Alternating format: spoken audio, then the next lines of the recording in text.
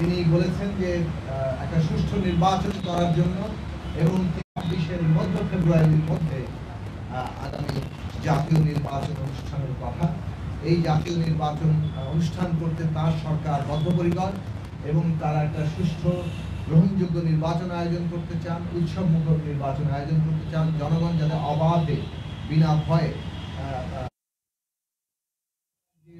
যেভাবে পুনর্গঠনের যে কর্তব্য তাদের সামনে ছিল সেই পুনর্গঠন যথার্থ হয়নি এবং পুনর্গঠন যথার্থ হয়নি বলেই সারা দেশে আইন শৃঙ্খলা পরিস্থিতি এখন এই ক্ষেত্রে রাজনৈতিক দলগুলোর মধ্যেও নানা ধরনের বিরোধের জায়গা তৈরি হতে পারে। ফলে মনে করছি যে পরিবেশের প্রশ্নটি নির্বাচন আয়োজনের ক্ষেত্রে সবচেয়ে গুরুত্বপূর্ণ প্রশ্ন হয়ে উঠবে এবং এটাই একটা বড় বাধা হয়ে উঠতে পারে। ফলে আমরা সরকারের কাছে আহ্বান জানিয়েছি, আমাদের দলের তুলেছি, সেটা হচ্ছে যে আন্দোলনকারী রাজনৈতিক দলসমূহ অন্ততপক্ষে যারা ঐকমত্য কমিশনের প্রতিনিধিত্ব করছে এই রাজনৈতিক দলগুলোকে নিয়ে এবং সরকারের নির্বাচন কমিশনের প্রতিনিধিদের নিয়ে এমনভাবে একটা আইন নির্বাচনের পরিবেশ এবং যে পরিস্থিতি সেটা সমন্বয় করার জন্য, সেটার মনিটর করার জন্য একটা কমিটি গঠন করা দরকার। এই সমন্বয় কমিটি পুরো পরিস্থিতি মনিটর করবে, দেশের কোথাও যদি কোনো সংঘর্ষ হয়, কোথাও যদি কোনো হবে এটাকে একটা মোকাবেলা করবে। সেই ক্ষেত্রে রাজনৈতিক দলগুলোর যে ডিরেকশন এটা আসলে একেবারে প্রান্ত পর্যন্ত সেটা যেতে পারে। ফলে পরিবেশের এই প্রশ্নটি ঠিক করার জন্য এটা এমন নয় যে নির্বাচনকালীন সময়ে জানুয়ারি মাসে ফেব্রুয়ারি মাসে গিয়ে এটা আসলে করতে হবে, এই সেপ্টেম্বর যে গঠনের উদ্যোগ নেওয়া দরকার এবং এখন থেকে এটা কাজ শুরু করা দরকার যাতে করে নির্বাচনের প্রস্তুতিকালীন সময়েই সবচেয়ে কম সমস্যা সৃষ্টি হয় এবং সেগুলো আমরা সমাধান করতে পারি।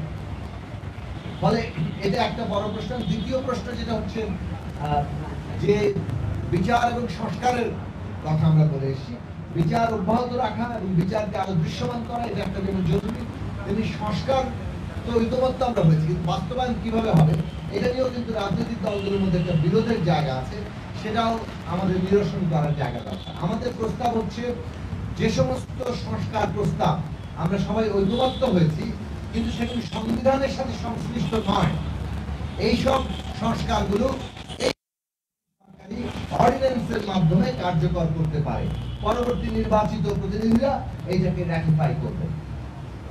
দ্বিতীয় প্রশ্নে আমরা বলেছি যে সংবিধান সংশ্লিষ্ট প্রশ্নগুলোর মধ্যে যেসব বিষয়ে পূর্ণ ঐকমত্য তৈরি হয়েছে সেইগুলো আগামী নির্বাচিত জনপ্রতিনিধিরা বাস্তবায়ন করতে বাধ্য থাকবেন, এইরকম কোনো একটা আইনি বাধ্যবাধকতা তৈরি করা যেতে পারে।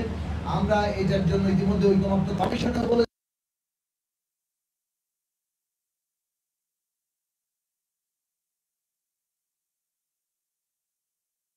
একটা কাঠামো তৈরি করতে পারবে। অন্যদিকে সংবিধান সংশ্লিষ্ট যেসব প্রশ্নে ঐকমত্য হয়নি, নোট অফ ডিসেন্ট আছে, আপত্তি আছে, মতপার্থক্য আছে, এইটা ফয়সালা করবে জনগণ।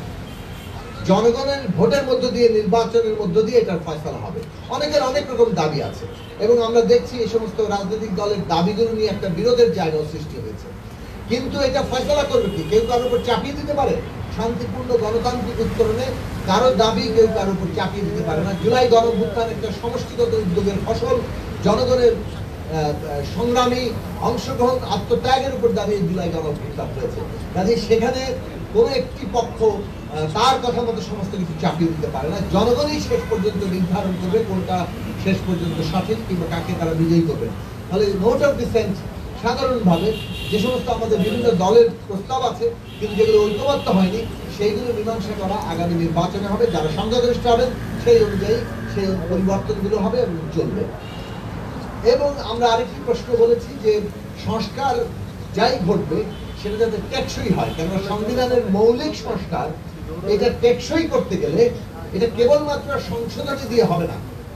অন্যদিকে গণপরিষদের দাবি যারা করছেন, এখানে যেহেতু নতুন সংবিধান লেখা নিয়ে কোনো ঐকমত্য হয়নি, সেটাও আসলে খুব এখানে কার্যকর হওয়ার জন্য কোনো বাস্তবতা তৈরি করে না, কোনো ঐকমত্য তৈরি হয়। সংস্কারই একমাত্র প্রশ্ন যেখানে সকলের ঐকমত্য আছে এবং বিদ্যমান সংবিধানের মৌলিক সংস্কার আমরা করার বিষয়ে অনেকগুলো প্রশ্নে আমরা একমত হয়েছি। এই মৌলিক সংস্কারটা জনগণের অনুমোদন নিয়ে এখতিয়ার নিয়ে আগামী সংসদ যাতে করে, সেটার জন্য আগামী সংসদ নির্বাচনের নাম হওয়া উচিত সংবিধান সংস্কার পরিষদের নির্বাচন।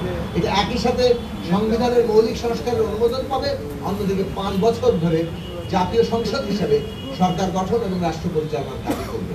এই দুটো বিষয় একসাথে ক্ষমতাপ্রাপ্ত জনগণের কাছ থেকে হয়ে তারা এটা করতে পারে। এই সব প্রশ্নগুলো আমাদের প্রস্তাব যৌক্তিকভাবে আমরা তোলার চেষ্টা করেছি। আমরা চাই এটা ন্যূনতম জাতীয় ঐক্যের মধ্য দিয়ে একটা গণতান্ত্রিক উত্তরণ যাতে আমরা করতে পারি।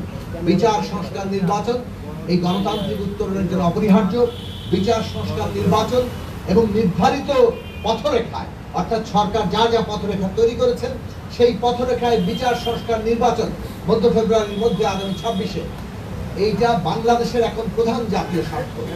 একে ক্ষতিগ্রস্ত করে এমন যে কোনো তৎপরতা আমাদের জাতীয় স্বার্থের বিরুদ্ধে যাবে। ফলে নির্বাচনকে কোনোভাবে ক্ষতিগ্রস্ত করে এমন কোনো তৎপরতা কোনো পক্ষ করবেন না।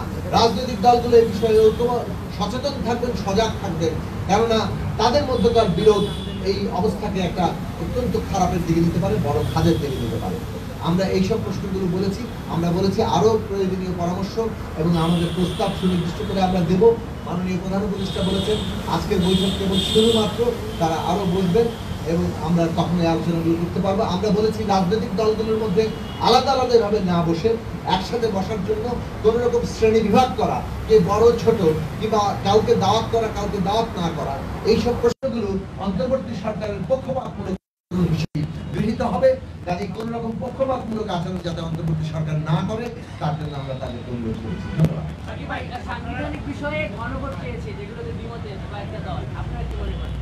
দেখুন, সংবিধান পরিবর্তন, সংবিধান হচ্ছে আমাদের একটা গণতান্ত্রিক রাষ্ট্রের ভিত্তি। জনগণের ইচ্ছা এবং অভিপ্রায়ের প্রকাশ কিভাবে রাষ্ট্রটা পরিচালিত হবে তার মূল কথাগুলো সেখানে থাকে, সেটা মৌলিক আইন কিংবা সর্বোচ্চ আইন। এখন এই সংবিধানের মধ্যে বলা আছে আমরা একটা প্রতিনিধিত্বমূলক গণতান্ত্রিক ব্যবস্থা, জনগণের প্রতিনিধি নির্বাচনের মধ্য দিয়ে আসলে এখানে একটা পার্লামেন্ট গঠিত হচ্ছে। ফলে জনগণের যে সার্বভৌম ক্ষমতা সেটা পার্লামেন্টের মধ্য দিয়ে এই ক্ষেত্রে এই আধুনিক প্রতিনিধিত্বশীল গণতান্ত্রিক ব্যবস্থার বৈশিষ্ট্য হচ্ছে জনগণের ইচ্ছা এবং অভিপ্রায়ের প্রকাশ এই তার নির্বাচিত প্রতিনিধিদের মধ্য দিয়ে হবে। ফলে পার্লামেন্ট গঠন ছাড়া তার ইচ্ছা এবং অভিপ্রায়ের প্রকাশটা আসলে অন্য কোনো ভাবে করা যায় না। হ্যাঁ, বিপ্লবের মধ্য দিয়ে হতে পারে, কিন্তু তখন একটা পার্লামেন্ট লাগে। বিপ্লবী দেশ ও বিপ্লবী পরিবর্তনও আসলে শেষ পর্যন্ত সংবিধান ইত্যাদি গঠন করতে পারি। ফলে গণভোটই করেন আর যে কিছুই করেন, কিন্তু অর্ডিন্যান্সও করেন, তাহলে এই সব কিছুই কিন্তু শেষ পর্যন্ত আমাদেরকে পার্লামেন্টে র্যাটিফাই করতে হবে। সুতরাং একটা পার্লামেন্ট ছাড়া কোনোভাবেই আমরা সংবিধানের এই মৌলিক সংস্কারকে শেষ পর্যন্ত চূড়ান্ত কিংবা সম্পন্ন করতে পারবো না। অতএব আমাদের দলের দিক থেকে আমরা মনে করি যে একটা সংবিধান সংস্কার পরিষদের নির্বাচনে বাংলাদেশের এই সাংবিধানিক মৌলিক পরিবর্তন জনগণের আকাঙ্ক্ষার প্রকৃত রূপায়ণ ঘটাতে পারে।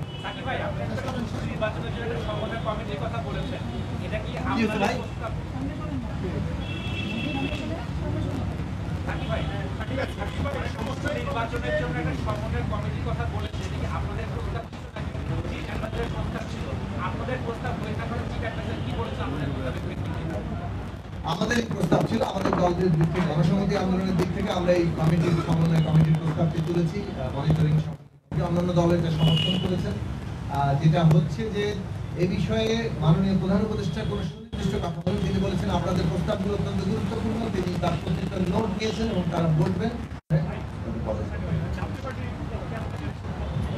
এই বিষয়ে কোনো আলোচনা হয়নি আপনাদের সঙ্গে। দেখুন, রাজনৈতিক দল সম্পর্কে আমরা আমাদের পরিষ্কার কথা বলেছি। আওয়ামী লীগ কিংবা যে